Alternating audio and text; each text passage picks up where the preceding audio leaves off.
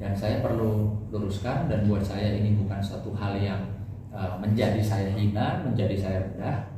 Pertama kali ketika saya ketemu dengan Pak Faisal dan Ibu, saya pertama kali menyampaikan permohonan maaf saya pribadi apabila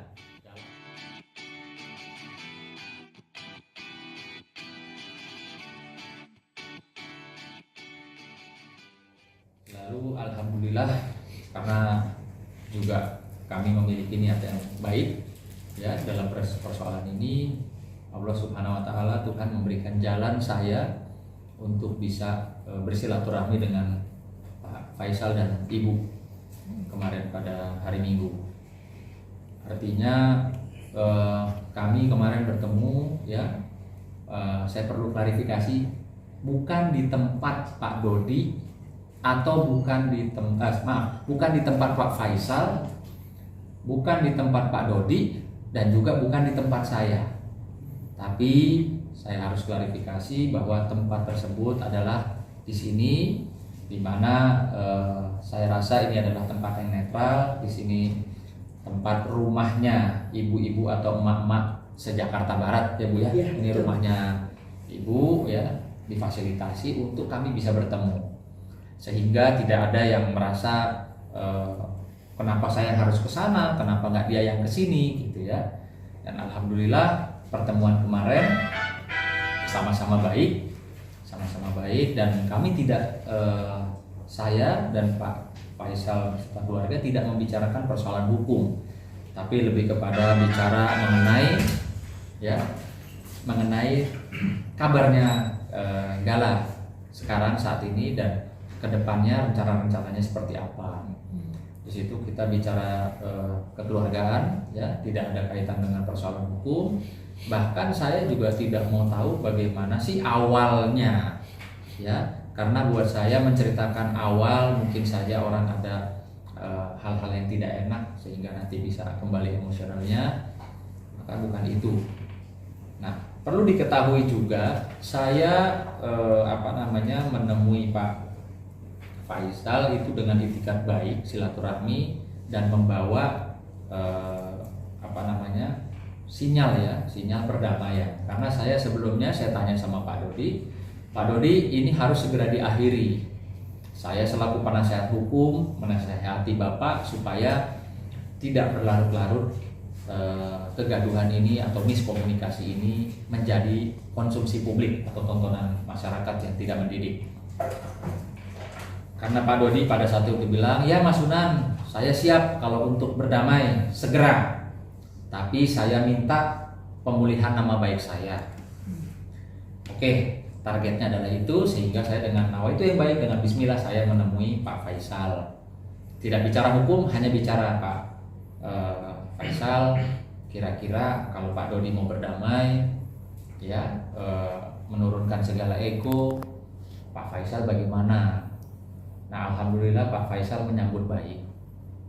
Perdamaian yang saya harapkan adalah tidak satu pihak meminta maaf kepada pihak siapa, tapi lebih kepada seperti layaknya orang bersilaturahmi pada saat Lebaran. Anggaplah mereka berdua ini sama-sama punya kekhilafan, ya, mereka berdua sama-sama mau berjabat tangan, mau saling memaafkan, gitu loh. Itulah yang formulasi saya coba bentuk untuk penyelesaian ini semua. Artinya tidak ada yang siapa yang menang, siapa yang kalah, siapa yang tinggi, siapa yang rendah. Kita sama-sama menurunkan ego ya, dengan mengucap bismillah, siap untuk melakukan perdamaian tanpa ada tuntutan atau ini itu di kemudian hari. Alhamdulillah kemarin Pak Faisal menanggapi dan menyikapinya dengan baik. Beliau setuju dengan apa yang saya coba formulasikan gitu ya. Nah, selebihnya saya tidak bicara yang lain-lain, karena saya pikir persoalan hukum yang sedang berjalan saat ini itu sudah ada pengacaranya masing-masing ya, baik pihak Pak Faisal maupun pihak Pak Dodi sudah ada pengacaranya untuk persoalan hukum yang sedang berjalan prosesnya saat ini.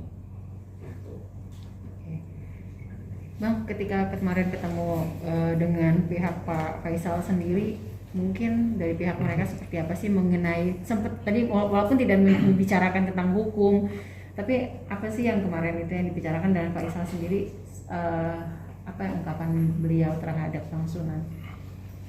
Iya, yang pasti memang beliau menyampaikan bahwa dengan niat atau itikad dia yang baik, dia tidak ingin Gala itu nanti ketika besar melihat bahwa kakek Faisalnya berseteru dengan kakek Dodinya, atau nanti akan menyebabkan akibat-akibat hukum dari salah satu pihak, ya, yang membuat nanti Gala akan berpikir, kok kakek Faisal begitu sama kakek Dodi, begitu juga mungkin sebaliknya, kok kakek Dodi begitu sama kakek Faisal. Nah, itulah yang kemarin disampaikan, sehingga saya rasa ini baik ya, baik buat semua ketika betul-betul para pihak yang berseteru ini mau betul-betul menurunkan atau bahkan syukur-syukur legowo menghilangkan rasa egonya masing-masing. Karena mau sampai dunia kiamat pun kalau salah satu pihak tidak mau menurunkan egonya, ya, atau salah satu pihak ini tetap bersikeras untuk A, B, C, dan D, ya, nggak akan pernah selesai perseteruan ini. Tapi sempat ditanyakan juga nggak dengan yang suara menakut-nakuti panggilan monster Dodot itu ke Pak Faisal? Saya tidak membahas itu, ya. Kan seperti saya sampaikan bahwa saya pun hadir di sini ketemu dengan Pak Faisal dan Ibu itu karena untuk Gala. Dan saya perlu luruskan, dan buat saya ini bukan satu hal yang menjadi saya hina, menjadi saya rendah.